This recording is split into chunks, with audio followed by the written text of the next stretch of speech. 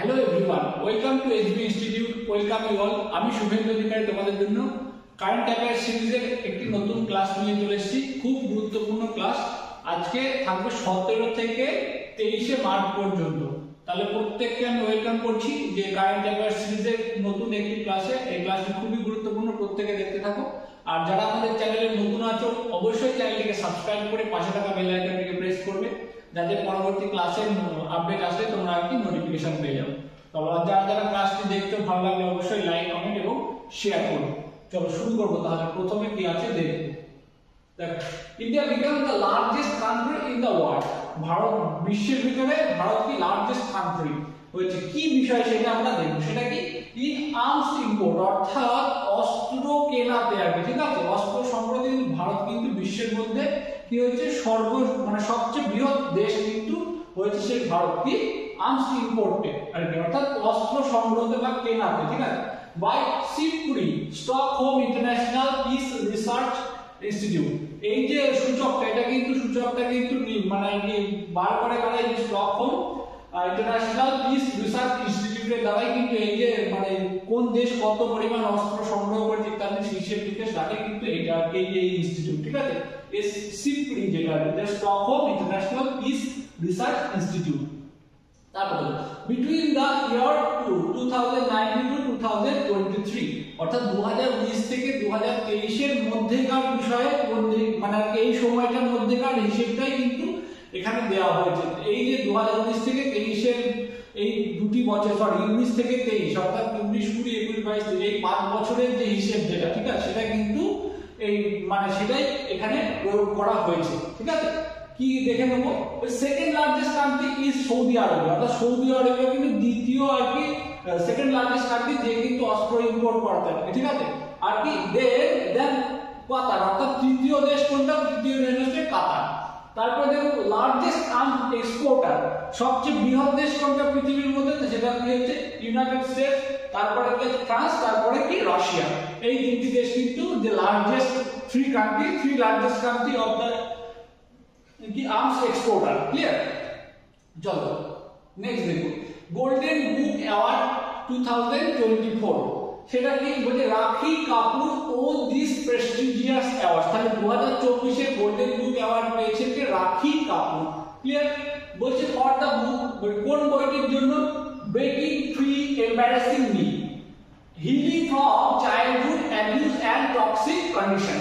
তাহলে এই বইটির জন্য কিন্তু রাখি কাপুর কি গোল্ডেন বুক অ্যাওয়ার্ড 2024 পেয়েছে। আর it's a second time award, এটা তার এই গোল্ডেন বুক অ্যাওয়ার্ড কিন্তু সেকেন্ড টাইম। তিনি কিন্তু কি তার এই যে 26তম বইয়ের জন্য, এই বইটি কি 26তম বইয়ের জন্য, এবং কি এটা তার দ্বিতীয় টাইম পুরস্কার, অর্থাৎ দ্বিতীয় টাইম গোল্ডেন বুক পুরস্কার। তারপর দেখো this award for her 26th book, অর্থাৎ 26তম বইয়ের জন্য award announced by the wings publication international. ঠিক আছে, এই উইংস পাবলিকেশন ইন্টারন্যাশনাল দ্বারাই কিন্তু এই যে অ্যাওয়ার্ডটা কিন্তু ঘোষণা করা হয়। ক্লিয়ার। চলো new flowering plants discover Arunachal Pradesh, অর্থাৎ নতুন একটা ফুলের গাছ, সেটা কিন্তু আর কি যে প্লান্ট, সেটা কিন্তু আর কি বা উদ্ভিদ বলতে পারো, সেটা কিন্তু আবিষ্কৃত হয়েছে কি অরুণাচল প্রদেশে। কোন ইনস্টিটিউট বা কোন সায়েন্টিস্টরা আবিষ্কার করেছে সেটা আমরা দেখে নেব। বলছে it's a colourful flowering plant, সেটাকে খুব সুন্দর আর কি রঙের আগে কালারফুল ফ্লাওয়ারিং প্লান্ট, যেটাকে ফুল দেয়। Discovered in Mishmi hills of Arunachal Pradesh, অর্থাৎ অরুণাচল প্রদেশের এক্সাক্ট মিশমি হিলসে কিন্তু এই ফুল গাছটি পাওয়া গেছে। নেম কি বেগোনিয়া নরহরি। তাহলে এর নামটা কি বেগোনিয়া নরহরি বা নরহরি, এই নামটাই কিন্তু তাকে এই গাছটার নাম দেওয়া হয়েছে। The plants named after the former director of Council of Scientific and Industrial Research, অর্থাৎ council of scientific and industrial রিসার্চের যে ফর্মার ডিরেক্টর বা সাবেক ডিরেক্টর যিনি ছিলেন, তার নাম অনুসারে কিন্তু এই ফুল গাছটির নাম রাখা হয়েছে বেগোনিয়া নরহরি। তার নাম কি, নেম প্রফেসর গারিকাপাটি নরহরি শাস্ত্রী। তার নাম অনুসারে তার নামের এই যে নরহরি অংশটা কিন্তু নেওয়া হয়েছে, দিয়ে কিন্তু এই প্ল্যান্টটির নাম করা হয়েছে। আর কি discovered by the university of science and technology Meghalaya and north east institute of Science and Technology, Jorhat Ashok and Council of Scientific and Industrial Research। এই যে সায়েন্টিফিকদের একটা যৌথ প্রচেষ্টায় কিন্তু এই ফুল গাছটি কিন্তু আবিষ্কৃত হয়েছে। সেটা অরুণাচল প্রদেশ থেকে। তারপরে রঞ্জি ট্রফি 2022-2024 2023-24 রঞ্জি ট্রফি কোন দল পেয়েছে? সেটা হচ্ছে মুম্বাই ইন্ডিয়ান্স। দেয়ার এটা হচ্ছে 42, একটা দুই বেশি পড়ে গেছে, যে 22-40 and second Ranji trophy by defeating Vidarbha in final. অর্থাৎ ফাইনালে বিদর্ভকে হারিয়ে কিন্তু মুম্বাই দল কিন্তু কি করেছে, এই যে রঞ্জি ট্রফির ফাইনাল কিন্তু জিতে নিয়েছে। অর্থাৎ রঞ্জি ট্রফির চ্যাম্পিয়নশিপ দল হচ্ছে মুম্বাই। দেখো held in Wankhede stadium in Mumbai Maharashtra from 5th January to 14 March sorry, অর্থাৎ কি 5ই জানুয়ারি থেকে 14ই মার্চ কিন্তু এই যে খেলাটা যে সংগঠিত হচ্ছে রঞ্জি ট্রফি, সেটা কোথায় হয়েছিল? ফাইনাল হয়েছিল কি ওয়াংখেড়ে স্টেডিয়াম ইন মুম্বাই। সেখানে কিন্তু এই যে ফাইনালটা হয়েছিল, আর ফাইনাল পেয়েছে Mumbai. Mumbai team led by Ajinkya Rahane and Vidarbha team led by Akshay Wadkar. মানে আর কি অক্ষয় ওয়াদকর ছিল আর কি বিদর্ভ টিমের ক্যাপ্টেন, আর মুম্বাই টিমের ক্যাপ্টেন ছিল অজিঙ্ক্য রাহানে। ক্লিয়ার? এটা তাহলে কোন ক্যাপ্টেনশিপ কে করেছে সেটা কিন্তু খুব গুরুত্বপূর্ণ, কারণ আসে যে জিতে যাওয়া দল এবং হেরে যাওয়া দলের ক্যাপ্টেনশিপের ব্যাপারটা। আর কি তন্ময় আগরওয়াল অফ হায়দ্রাবাদ, মানে হায়দ্রাবাদের টিমের Tanmay Agarwal player became the world fastest cricketer of triple century. মানে সবচেয়ে দ্রুততম তিনি কিন্তু ট্রিপল সেঞ্চুরি করেছে বিশ্বের ভিতরে class cricket for scoring 300 by 147 balls. অর্থাৎ 147 বলে 300 রান করেছেন তিনি কি এ হচ্ছে তন্ময় আগরওয়াল। এখান থেকেও কিন্তু কোশ্চেন আসার একটা সম্ভাবনা রয়েছে। চলো তারপরে yes bank partner with IOA Indian Olympic অ্যাসোসিয়েশনের সাথে পার্টনারশিপ করেছে ইয়েস ব্যাংক। সেটা কি ফর 2024 প্যারিস অলিম্পিক। অর্থাৎ তাহলে আমরা কি পাচ্ছি এখান থেকে 2024 এর প্যারিস, অর্থাৎ প্যারিস অলিম্পিক মানে 2024 এর অলিম্পিক কোথায় হচ্ছে সেটা কিন্তু প্যারিসে। আর তাদের পার্টনারশিপ করেছে কে? তাদের পার্টনারশিপ করেছে ইয়েস ব্যাংক। ক্লিয়ার? ক্যাম্পেইন কি আছে? মিলকার জিতেঙ্গে টুগেদার উইথ উইন। এটা হচ্ছে যে এই 2024 এর থিম বা ক্যাম্পেইন। বলছে অলিম্পিক টাইম মানে এই যে 2024 এর টাইম কত? 26 জুলাই থেকে 11 আগস্ট। ঠিক আছে, 26 জুলাই থেকে 11 আগস্ট কিন্তু 2024 এর প্যারিস অলিম্পিকের সময় সীমা। Move between cap and IIT Delhi. তাহলে দেখো যে মেমোরেন্ডাম অফ আন্ডারস্ট্যান্ডিং দুটি আর একটা যে চুক্তি আছে, যে চুক্তি সংগঠিত হয়েছে কাদের ভিতর? Cap computer and computer general of India and Delhi IIT Delhi. ঠিক আছে, কি অন আর্টিফিশিয়াল ইন্টেলিজেন্স। তাহলে কিসের উপরে, কিসের ভিত্তিতে, মানে কিসের বিষয় আর কি বা কিসের উপরে চুক্তিটা হয়েছে? সেটা হচ্ছে আর্টিফিশিয়াল ইন্টেলিজেন্সের উপরে। আর কি for AI audits of AI system capacity building and knowledge sharing. এই বিষয়গুলোকে মাথায় রেখে কিন্তু এগ্রিমেন্টটা আর কি করা হয়েছে। এটা কি প্রেসিডেন্ট অফ ক্যাটের যে প্রেসিডেন্ট, বর্তমান প্রেসিডেন্টকে গিরিশ চন্দ্র মুর্মু। ক্লিয়ার? এটা কিন্তু জানতে হবে, এখান থেকে কিন্তু কোশ্চেন আসে। তারপর দেখো বায়োলেটারাল এক্সারসাইজ। এটা একটা দ্বিদেশীয় একটা সৈন্যবাহিনীর মহড়া, যার নাম কি লামাটিয়া এক্সারসাইজ লামাটিয়া 2024। সেটা কোথায় হয়েছে? সেটা হচ্ছে সিসিলিতে। বলছি it is a bilateral military exercise between Indian army, Gorkha rifle and Seychelles defence forces. তাহলে ইন্ডিয়ান আর্মির তরফে এখান থেকে কোশ্চেন দেওয়া হতে যায় কি ইন্ডিয়ান আর্মি ভারতীয় কি সেনার তরফে কোন বিভাগ আর কি এই যে লামাটিয়া নামক যে সৈন্যবাহিনী মহড়া তাতে অংশগ্রহণ করেছে? তাহলে কিন্তু বলতে হবে গোর্খা রাইফেল। ক্লিয়ার? আর এটা কোথায় হয়েছে? এটা কিন্তু সিসিলিতে সংগঠিত হয়েছে। আর আরেকটি দেশ কি সিসিলিজ, মানে আরেকটি দেশের সেনার নাম কি সিসিলিজ ডিফেন্স ফোর্সেস SDF। ঠিক আছে, তারপর head Seychelles from 17 March to 27 March, অর্থাৎ 17 মার্চ থেকে 27 মার্চ পর্যন্ত এই মহড়াটাই কিন্তু অনুষ্ঠিত হবে আর কি। তারপরে দেখো অর্ডিন্যান্স ফ্যাক্টর ডে। এটা হচ্ছে অর্ডিন্যান্স ফ্যাক্টর ডে কত? 2024 এর ordinance factor day celebrate on 18 March, অর্থাৎ 18 মার্চ কিন্তু এই যে অর্ডিন্যান্স ফ্যাক্টর ডে মানে কি? অর্থাৎ আগ্নেয়াস্ত্র দিবস তোমরা বলতে পারো। ঠিক আছে, বা কামান, এটা অর্ডিন্যান্স মানে কিন্তু কামানও বোঝায়। ঠিক আছে, চলো আর কি for the establishment of India's first ordinance factory of Kashipur on 18 March 1801। অর্থাৎ 1801 সালে যে আর কি কাশীপুরে যে আর কি অর্ডিন্যান্স ফ্যাক্টরিটা তৈরি হয়েছিল তার কিন্তু মানে এস্টাবলিশমেন্ট ডে হচ্ছে যে 18 মার্চ। সেই 18 মার্চ কি অর্ডিন্যান্স ফ্যাক্টরি ডে কিন্তু। ঠিক আছে, তারপরে বলছে ECI election commission of India appointed new DGP in West Bengal. তাহলে ওয়েস্ট বেঙ্গলের নতুন ডাইরেক্টর জেনারেল অফ পুলিশ হিসেবে কাকে নিযুক্ত করা হয়েছে? কি সঞ্জয় মুখার্জিকে। ঠিক আছে, সঞ্জয় মুখার্জিকে কিন্তু নতুন ডাইরেক্টর জেনারেল হিসেবে কিন্তু নিযুক্ত করেছে কি ইলেকশন কমিশন অফ ইন্ডিয়া, অর্থাৎ নির্বাচন কমিশন কিন্তু নতুন DGP কে আর কি, অর্থাৎ যে প্রিভিয়াস ডিজিপি ছিল তাকে কিন্তু সরিয়ে নতুন ডিজিপি কিন্তু অ্যাপয়েন্ট করে দিয়েছে, যেহেতু এখন লোকসভা ভোট ঘোষণা হয়ে গেছে তাই সেই জন্য প্রশাসনিক ক্ষমতা এখন কিন্তু কি ইলেকশন কমিশনের হাতে চলে গেছে।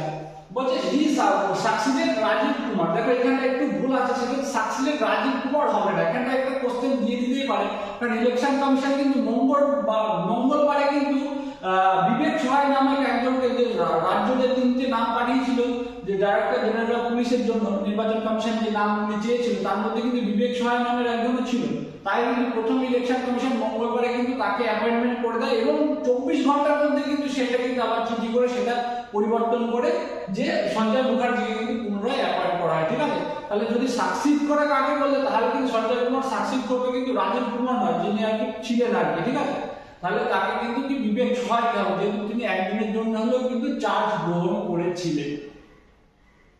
তারপর 2 ECI appointed by the president, দুটো নিয়ে ইসিআই মেম্বার হবে না, ঠিক আছে, ইলেকশন কমিশনের মেম্বার। ইলেকশন আমরা জানি ইলেকশন কমিশনের টোটাল 3 জন মেম্বার, একজন মুখ্য নির্বাচন কমিশনার আর 2 জন আর কি সদস্য। ঠিক আছে, 3 জন নিয়ে কিন্তু গঠিত। ঠিক আছে, আর মুখ্য মানে নির্বাচন কমিশন অ্যাক্ট 1989, ঠিক আছে, এটা আমাদের মনে রাখতে হবে। ঠিক আছে, এই 2 জন সদস্য কে কে দেখেন, শ্রী গণেশ কুমার এন্ড ডক্টর সুখবীর সিং সাধু, এই 2 জন ব্যক্তি, দুই পাশের 2 জন ব্যক্তি নিয়ে হচ্ছে যে সুখবীর সিং সাধু এবং গণেশ কুমার, এই 2 জন সদস্যকে কিন্তু নির্বাচন কমিশন কিন্তু অ্যাপয়েন্ট করেছে এই মার্চে, সেটা হচ্ছে 14 তারিখ মার্চে, ফ্রম 14 মার্চ 2024।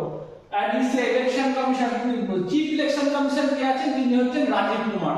তাহলে গুলিয়ে ফেললে হবে না, রাজীব কুমার কিন্তু ওয়েস্ট বেঙ্গলের ডিজি ছিলেন, যিনি আর কি প্রিভিয়াস ডিজি ছিলেন, তারপরে কি একদিনের জন্য ছিলেন বিবেক সহায়, তারপরে কিন্তু এসছেন কি সঞ্জয় মুখার্জি। ঠিক আছে, আর ইনিও কিন্তু রাজীব কুমার কিন্তু যে chief election commissioner of India. ঠিক আছে, ভারতের মুখ্য নির্বাচন কমিশনার কিন্তু রাজীব কুমার, সেই রাজীব কুমার আর এই রাজীব কুমার 2 জন কিন্তু আলাদা ব্যক্তি। চলো কিছু ওয়ান লাইনার দেখে নেবো। ওয়ার্ল্ড কনজিউমার রাইটস ডে 2024, 2024 এর কনজিউমার রাইটস ডে সেটা কত তারিখ, সেটা হচ্ছে 15 মার্চ। এই বছরের থিম কি আছে দেখো, fair and responsible for AI for consumers. ঠিক আছে, এটা হচ্ছে এই বছরের থিম। তারপরে কি ন্যাশনাল, এটা হচ্ছে ভ্যাকসিনেশন ডে হবে, একটুখানি ভুল আছে এখানে, vaccination day, national vaccination day 2024, এটা 2024 এর ন্যাশনাল ভ্যাকসিনেশন ডে কত তারিখ, সেটা হচ্ছে 16 মার্চ। তাহলে 15 মার্চ হচ্ছে কনজিউমার রাইটস ডে, 16 মার্চ হচ্ছে ভ্যাকসিনেশন ডে। ঠিক আছে, আর ভ্যাকসিনেশন ডে এর থিম কি আছে 2024 এ, সেটা হচ্ছে যে ভ্যাকসিন ওয়ার্কস ফর অল, এটা হচ্ছে যে 2024 এর থিম রয়েছে। তারপরে গ্লোবাল রিসাইক্লিং ডে 2024, এটা হচ্ছে 7তম আর কি গ্লোবাল রিসাইক্লিং ডে, 18 মার্চ, অর্থাৎ 18 মার্চ কিন্তু কি পাচ্ছি তাহলে আমরা দেখো, 18 মার্চ কিন্তু আমরা পেলাম কি অর্ডিন্যান্স ডে, আর এখানে পাচ্ছি 18 মার্চ গ্লোবাল রিসাইক্লিং ডে। এই গ্লোবাল রিসাইক্লিং ডে আর কি থিমটা কি আছে দেখো, থিমটা হচ্ছে যে রিসাইক্লিং হিরোজ, এটা কিন্তু 2024 এর থিম রয়েছে। তাহলে আবার একবার দেখবো কি যে ওয়ার্ল্ড কনজিউমার ডে 15 মার্চ, আর 16 মার্চ হচ্ছে ন্যাশনাল ভ্যাকসিনেশন ডে, আর 18 তারিখ হচ্ছে যে গ্লোবাল রিসাইক্লিং ডে, আর 18 তারিখ কি হচ্ছে ওয়ার্ল্ড অর্ডিন্যান্স ডে। ঠিক আছে, তারপর দেখো কি international day of happiness 2024, international day of happiness কত 20 মার্চ, অর্থাৎ 20 মার্চ। এই বছরের থিম কি হ্যাপি আর টুগেদার। তারপরে দেখো ওয়ার্ল্ড ওরাল হেলথ ডে 2024, এটাও কিন্তু 20 মার্চ। এন্ড থিম কি, এক্সকিউজ মি, থিম হচ্ছে happy mouth is happy body, এটা হচ্ছে 2024 এর থিম। তাহলে কি ওয়ার্ল্ড ওরাল হেলথ ডে আর কি এটা হচ্ছে থিম। তারপর দেখো ওয়ার্ল্ড পোয়েট্রি ডে 2024, এটা হচ্ছে কত 21 মার্চ। 21 মার্চ কিন্তু ওয়ার্ল্ড পোয়েট্রি ডে হিসেবেই পালিত হয়। এই বছরের থিম কি আছে, standing on the shoulder of giants, এটা হচ্ছে যে ওয়ার্ল্ড পোয়েট্রি ডে 2024 এর থিম। তারপর দেখো ওয়ার্ল্ড ডাউন সিনড্রোম ডে 2024, এটাও কিন্তু 21 মার্চ। এই বছরের থিম কি এন্ড দা স্টেরিওটাইপস। ঠিক আছে, তাহলে এই যে আমি বারবার পরীক্ষা বলি যে আমি ক্লাসে যে যেগুলো শর্ট আর ছোট ছোট থিম আছে সেগুলো কিন্তু পরীক্ষায় আসার মতো, সেগুলো তোমরা খুব ভালোভাবে কিন্তু মাথায় রেখে চলবে। তাহলে আরেকবার দেখে নাও যে 20 মার্চ কি, সেটা হচ্ছে ইন্টারন্যাশনাল ডে অফ হ্যাপিনেস। আর কি 20 মার্চ আরো একটা জিনিস কি, ওয়ার্ল্ড ওরাল হেলথ ডে, আর কি আর 21 মার্চ হচ্ছে ওয়ার্ল্ড পোয়েট্রি ডে, আর 21 মার্চ কি পাচ্ছি ওয়ার্ল্ড ডাউন সিনড্রোম ডে। ঠিক আছে, তারপরে চলো, তারপরে দেখো Vladimir Putin wins the Russian presidential election 5th fifth term দেখো পঞ্চম প্রেসিডেন্ট নয় কিন্তু, যে ভ্লাদিমির পুতিনের এটা কিন্তু 5 বারের আর কি ইলেকশন, অর্থাৎ তিনি 5 বারের জন্য আর কি রাষ্ট্রপতি হচ্ছেন রাশিয়া, ঠিক আছে, ভ্লাদিমির পুতিন, অর্থাৎ 5 বার পর 5 বার তিনি কিন্তু জিতলেন। তারপরে দেখো কি প্রভাবো সুবিয়ান্তো কি জোজো হাদি কুসুমো, ঠিক আছে, তিনি কি হলেন, তিনি হচ্ছে elected as the 8th president of Indonesia, ইন্দোনেশিয়ার 8ম প্রেসিডেন্ট হিসেবে রাষ্ট্রপতি হিসেবে নিযুক্ত হলেন কে, প্রভাবো সুবিয়ান্তো জোজো হাদি কুসুমো, ঠিক আছে, ভালো করে দেখবে, খুব সুন্দর একটি নাম।